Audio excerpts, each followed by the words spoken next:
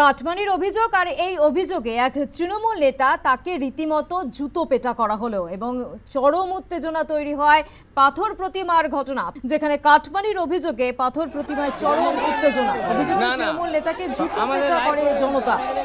অর্থ ফেরতের দাবিতে গ্রামবাসীদের বিক্ষোভ। অভিযুক্ত তৃণমূল নেতাদের গণধোলাই জনতা। যে ছবি দেখতে পাচ্ছেন আপনারা, পাথর প্রতিমার ছবি, যেখানে অভিযুক্ত তৃণমূল নেতাকে জুতো পেটা করা হয়। অভিযুক্ত তৃণমূল নেতাদের গণধোলাই জনতা। তৃণমূলের অঞ্চল সভাপতি সুশান্ত দাস, উপপ্রধান এবং অন্যান্য নেতাদের ওপরেও চড়াও হয় বিক্ষুব্ধ জনতা। যে ছবি দেখানো হচ্ছে আপনাদের, পুলিশ গিয়ে অভিযুক্ত নেতাদের উদ্ধার করে। পাথর প্রতিমার ঘটনা, যেখানে তৃণমূল নেতাকে জুতো পেটা করা হয়। কাটমানির অভিযোগ রয়েছে তার বিরুদ্ধে।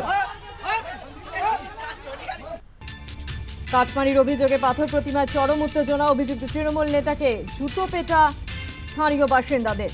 অর্থ ফেরতের দাবিতে গ্রামবাসীদের বিক্ষোভ। এই বিষয় নিয়ে আরো বিস্তারিত জানবো। ফোন লাইনে রয়েছে প্রতিনিধি প্রসেনজিৎ সাহা। প্রসেনজিৎ, ঠিক কি ঘটনা ঘটেছে? দেখো, দক্ষিণ চব্বিশ পরগনার পাথর প্রতিমা ব্লকের অন্তর্গত দক্ষিণ রায়পুর গ্রাম পঞ্চায়েতে কাটমানি ও দুর্নীতির অভিযোগকে কেন্দ্র করে ব্যাপক উত্তেজনা ছড়ায় এদিন সকালে।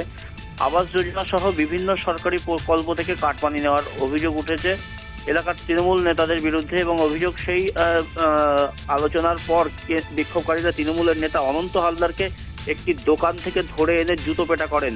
পরে তৃণমূলের অঞ্চল সভাপতি সুশান্ত দাস, উপপ্রধান ও অন্যান্য সদস্যদের ওপরও বিক্ষুব্ধ জনতার একাংশ চড়াও হয় এবং তাদেরকে গণধোলাই দেওয়া হয়। ঘটনার খবর পেয়ে পাথর প্রতিমা থানার পুলিশ সেখানে পৌঁছে এবং সেখানে গিয়ে পরিস্থিতি সামাল দেয়। ঢোলাহাট থানার পুলিশও ঘটনাস্থলে পৌঁছয় এবং এই গোটা ঘটনাকে কেন্দ্র করে এলাকায় যথেষ্ট উত্তেজনা রয়েছে। বিক্ষোভকারী বা যারা এই আন্দোলন করছেন তাদের দাবি যে কাটমানি নেওয়া হয়েছে প্রত্যেকটি এলাকার মানুষের কাছ থেকে, তেমনটাই অভিযোগ, এবং সেই অভিযোগেই এই গণধোলাইয়ের ব্যবস্থা করেছে তারা। বেশ, ধন্যবাদ প্রসেনজিৎ।